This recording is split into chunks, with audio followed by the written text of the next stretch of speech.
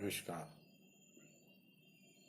स्नातकोत्तर चतुर्थ सेमेस्टर का 14वां पत्र नाटक और रंगमंच जो 5 इकाई में विभक्त है। नाट्य सिद्धांत का सामान्य परिचय इकाई वन। द्वितीय इकाई है रंगमंच सिद्धांत का सामान्य अध्ययन। इकाई 3 के अंतर्गत ध्रुवस्वामिनी नाटक जयशंकर प्रसाद रचित, मोहन राकेश द्वारा रचित लहरों के राजहंस इकाई 4 के अंतर्गत, और इकाई 5 धर्मवीर भारती रचित अंधायुग। यदि अंक विभाजन के दृष्टिकोण से विचार करें तो 10 प्रश्न वस्तुनिष्ठ प्रश्न पूछे जाएंगे। प्रत्येक प्रश्न 2-2 अंक का होगा, 20 अंक। लघुत्तरीय प्रश्न 4 प्रश्न पूछे जाएंगे, प्रत्येक प्रश्न 5 अंक का होगा, 20 अंक। और दीर्घोत्तरीय प्रश्न 3 पूछे जाएंगे जो 10-10 अंक के होंगे, कुल 30 अंक, 100 अंक का ये माना जाएगा। आज परिचर्चा करेंगे धर्मवीर भारती रचित गीति नाट्य अंधायुग पर। अंधायुग नाटक के प्रतिपाद्य पर प्रश्न जो पूछा जाएगा, अंधायुग नाटक के प्रतिपाद्य पर विचार कीजिए। अंधायुग धर्मवीर भारती रचित हिंदी का एकांकी गीति नाट्य न होकर प्रथम पूर्ण गीति नाट्य है। 5 अंकों में विभाजित गीति नाट्य वृत्त की दृष्टि से बिल्कुल नयापन लिए हुए है।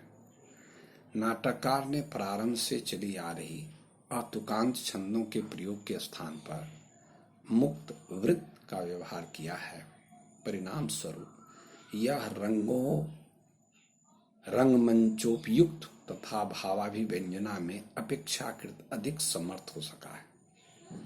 अंधायुग गीति नाट्य में विस्तृत कथा वस्तु ग्रहण की गई है जो अत्यंत प्रख्यात तथा मार्मिक है। पात्रों की भावाभिव्यंजना, कथा में प्रतीकात्मकता की योजना तथा कला का रूप विन्यास नाटककार की उर्वर कल्पना शक्ति के परिचायक है। रामायण काल की अपेक्षा महाभारत काल का नैतिक स्तर बहुत कुछ गिर गया था। युद्ध के समय कौरव हों या पांडव, दोनों ही पक्षों में अनैतिकता खुलकर खेल रही थी। महाभारत के अमर्यादापूर्ण और अनैतिक 18वें दिन की संध्या से प्रवास तीर्थ में कृष्ण मृत्यु तक की कथा का विस्तृत विश्लेषण अंधायुग गीति नाट्य में ग्रहण की गई है। इस कथा के सहारे नाटककार ने युद्धजन्य अर्धसत्यों, कुंठाओं, अंधस्वार्थपरता, विवेक शून्यता का उद्घाटन करते हुए इन्हीं के बीच उगती हुई मर्यादा, आस्था, कर्मप्रता की शुभ और मंगलमयी ज्योति का भी उल्लेख किया है। नाटककार ने कथा वस्तु को गतिशील और अन्वितिपूर्ण प्रभावपूर्ण बनाने के लिए कथा गायन या कोरस का भी प्रसंगानुकूल बदलते हुए टोन और लय का सहारा लिया है जो यूनानी नाटकों का अनिवार्य अंग था। कथा गायन एक और कथा की पृष्ठभूमि तैयार करता है और मंच पर अभिनीत न होने वाली घटनाओं की सूचना देता है तथा दूसरी ओर दृश्य परिवर्तन को इंगित करता है। यह कथा को गतिशील और अन्वितिपूर्ण बनाने के अतिरिक्त पाठकों या दर्शकों के मन में प्रसंगोचित भाव की प्रतिष्ठा भी करती है। उदाहरण के तौर पर प्रथम अंक के प्रारंभिक कथा गायन को देखा जा सकता है। टुकड़े टुकड़े हो बिखर चुकी मर्यादा, उसको दोनों ही पक्षों ने तोड़ा है। पांडव ने कुछ कम, कौरव ने कुछ ज्यादा। आगे देखेंगे, दोनों ही पक्षों में जीता अंधापन, भय का अंधापन, ममता का अंधापन, अधिकारों का अंधापन जीत गया। जो कुछ सुंदर था, शुभ था, कोमलतम था, वह हार गया, द्वापर युग बीत गया। उक्त कथा गायन में तत्कालीन परिप्रेक्ष्य में आधुनिक जीवन बोध को उभारा गया है। मर्यादा का विघटित होना, विवेक की हार, भय और महत्व के अंधेपन की विजय, सुंदर शुभ कोमल की पराजय का नाम महाभारत युद्ध की अंतिम परिणति है। महाभारत में संजय को तटस्थता और दिव्य दृष्टि का वरदान मिला था, किंतु वह भी मोह की काली छाया में भटक गया, अपने को निष्कलंक न रख सका। समस्त कथा वस्तु 5 अंकों में विभाजित है। प्रथम अंक कौरव नगरी हस्तिनापुर है, जो सुनसान है। 2 प्रहरी आपस में बातचीत करते हैं कि हमारे पास कवच है, भाले हैं, किंतु शरीर का बोझ है। आज तक हमने इसका कोई प्रयोग नहीं कर सका। उन्हें दुख है।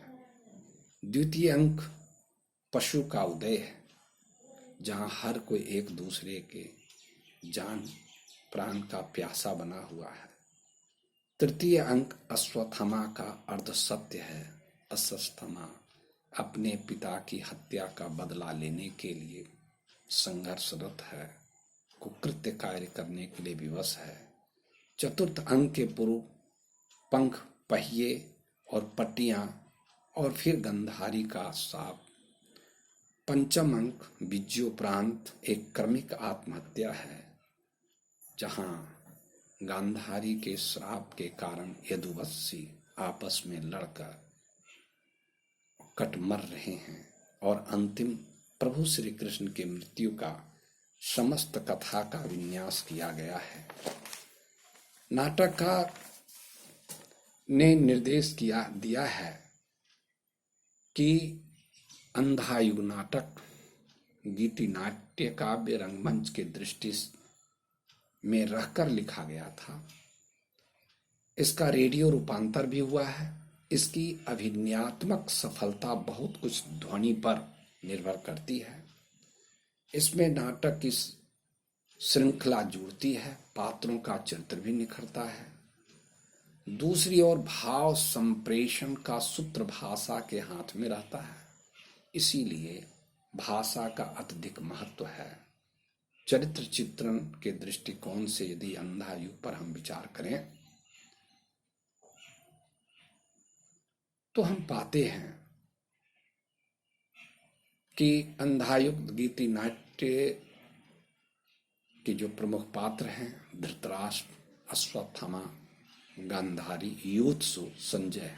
धृतराष्ट्र व्यक्तिवादी अधिपति है। व्यक्तिवाद मनुष्य के आंतरिक और सामूहिक मूल्यों को नष्ट कर व्यक्ति को संकीर्ण सीमा में बांध देता है। यह युधिष्ठिर दुर्योधन के मोह में फंसा धृतराष्ट्र में इसकी एक छवि हमें दिखलाई पड़ती है। युधिष्ठिर के अर्ध सत्य ने अश्वत्थामा की आस्था को इस तरह से कुंठित कर दिया कि उसके मन में एक विचित्र मनोग्रंथि पैदा हो गई और आशा, निराशा, क्षोभ, ग्लानि और कुंठाओं के अनेक तार से बंध गए। उसका बढ़ा हुआ प्रतिशोध पांडवों के पुत्रों की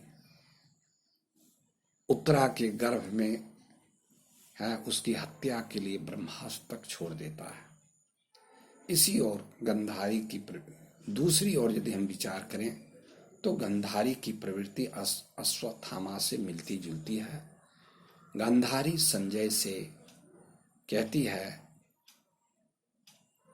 कि तुम अश्वत्थामा के विभत्स कर्म को विस्तार पूर्वक सुनाओ।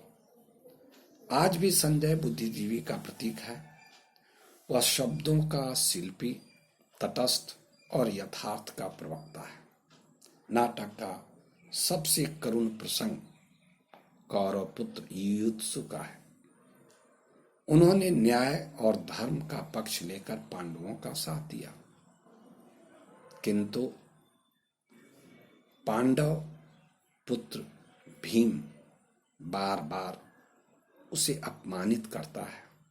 अपमानित युयुत्सु अपने माता पिता के शरण में जाता है, किंतु वहां भी गंधारी का व्यंग उसके हृदय को छलनी कर डालता है। गंधारी व्यंग्य करती है कि विदुर पूछो इससे ये कुशल से हैं, इनकी भुजाएं अपने बंधुजनों का वध करते करते थकी तो नहीं। हम यह पाते हैं कि युयुत्सु दोनों पक्षों से अपमानित होकर आत्महत्या के लिए उतारू होता है। सैनिक प्रहरी के भाले को लेकर अपने हृदय में वो चुभो लेता है और नाटक का जो समापन है वह व्याधा के बाण के प्रहार से कृष्ण की हत्या और गंधारी के शाप के कारण होती है। हम निष्कर्ष के तौर पर यह कह सकते हैं कि अंधायुक्त गीति नाट्य का मूल लक्ष्य आत्महत्या, संशय, विक्षोभ, शाप से ग्रस्त तत्कालीन कथा वस्तु का आधुनिक स्थितियों से तारतम्य बिठाना है। द्वितीय विश्व युद्ध और स्वातंत्र्योत्तर भारत को या भारत के रक्तपात, कुरूपता, भयंकर निराशा और अंधापन बुरी तरह घेरे हुए है। गूंगे सैनिक तथा प्रहरी की मार्मिक व्यथा समकालीन समस्याओं से कथा को जोड़ता है। नाटक के अंतर्गत युग के अंधेपन का, घुटन, विवशता, लाचारी का विस्तृत चित्रण हुआ है। नाटक कृष्ण की मृत्यु के साथ समाप्त हो जाता है। आधुनिकता, नाटकीयता और शिल्प की दृष्टि से विचार करें तो स्वातंत्र्योत्तर नाटकों में कदाचित या सर्वश्रेष्ठ हिंदी नाटक कहा जा सकता है। नाटक से पौराणिक पात्रों को हटाकर उसके स्थान पर आधुनिक पात्रों को रख दिया जाए तो संभवतः समकालीन सामाजिक समस्याओं एवं विद्रुपताओं के बिंब स्पष्ट दिखाई पड़ने लगेंगे। धन्यवाद।